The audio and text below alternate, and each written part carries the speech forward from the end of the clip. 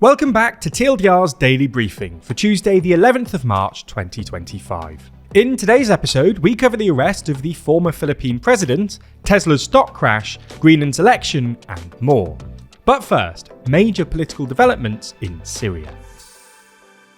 Ahmed al-Sharaa, Syria's transitional president, has said that the Syrian Democratic Forces, a Kurdish militia that runs 3 provinces in the country's northeast, had agreed to a ceasefire and to merge with state institutions, bringing most of the fragmented nation under the control of the new central government. Since the Islamist rebel coalition headed by al-Sharaa toppled the regime of Bashar al-Assad in December, the new government has sought to unify the complex web of armed groups operating across Syria, with Kurdish-led forces being the most powerful outside the government.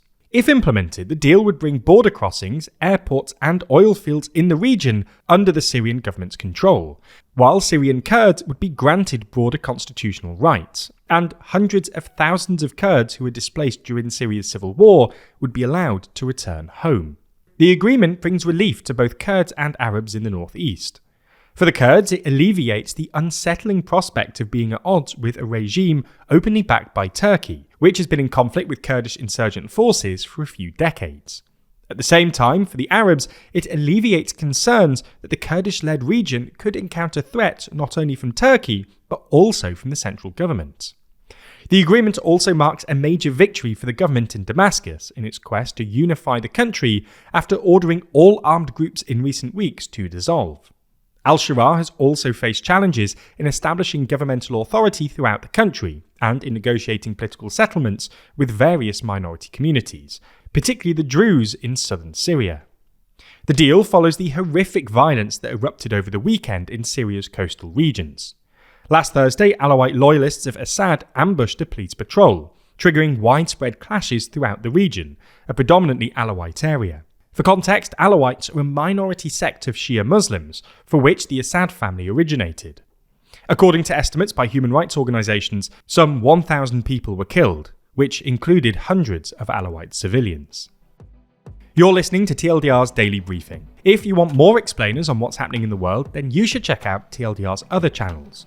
Today, we released a video updating you on battlefield developments in Ukraine. You can find those videos linked in the description or show notes for this episode, or by searching for TLDR on YouTube or Nebula. The former president of the Philippines, Rodrigo Duterte, has been detained in Manila after the International Criminal Court issued a warrant for his arrest in connection to his so-called war on drugs. ICC prosecutors accused Duterte, who was president from 2016 to 2022, of crimes against humanity during his bloody anti-drugs crackdown that killed as many as 30,000 people and involved alleged extrajudicial killings and cover-ups. Duterte remains influential in Philippine politics, and his daughter Sara is the current vice president. It remains to be seen whether President Ferdinand Marcos Jr. is willing to hand the elder Duterte over to the ICC for trial.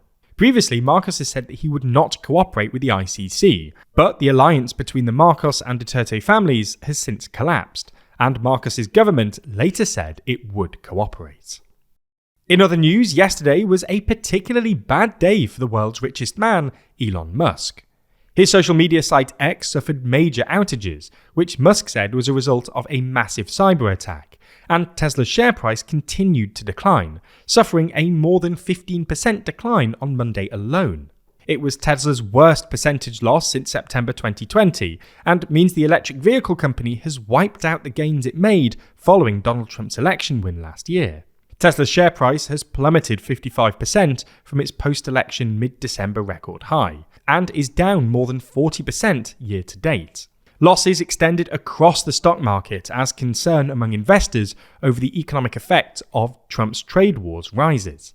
Tesla's share price is often seen as intrinsically linked to Elon Musk's personal status, and Trump himself weighed in and blamed, quote, radical left lunatics boycotting Tesla, aiming to attack and do harm to Musk. Greenland is voting in its parliamentary election today, amid its ongoing push for independence from Denmark and Donald Trump's repeated interest in acquiring Greenland for the US. Independence from Denmark is often talked about as a question of when, not if. 5 of the 6 parties on the ballot favour independence, but vary on the timeline to achieve it, given the potential impact on services and living standards, with Denmark contributing a significant chunk to Greenland's budget. 40,000 Greenlanders are eligible to vote, with polls closing at 8 p.m. local time.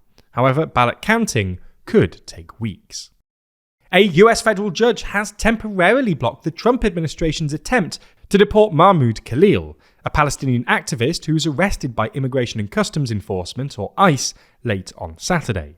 Khalil, who holds permanent US residency, led pro-Palestine protests at New York's Columbia University, where he was a graduate student. Following his arrest, which Donald Trump described as the first of many to come, Khalil was transported from New York to a processing center in Louisiana.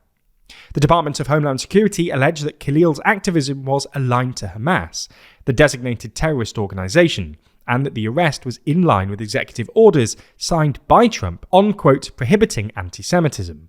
No charges have been filed against Khalil, and he holds permanent US residency by way of a green card. The American Civil Liberties Union condemned the arrest as, quote, unprecedented, illegal, and un-American, adding that the government is, quote, claiming the authority to deport people with deep ties to the US and revoke their green cards for advocating positions that the government opposes. Judge Jesse M. Furman temporarily blocked the deportation and scheduled a hearing for Wednesday. That's all for today. We'll be back with you tomorrow, so make sure you're subscribed wherever you listen. In the meantime, you can check out my exclusive interview with the UK Prime Minister Keir Starmer on the TLDR News UK channel. We've linked it in the podcast description or show notes for this episode. This was a TLDR News production hosted by Ben Blissett, written by Nadja Lovadinov and Rory Taylor, and produced by Scarlett Watchorn. Thanks for listening. We'll be back again tomorrow.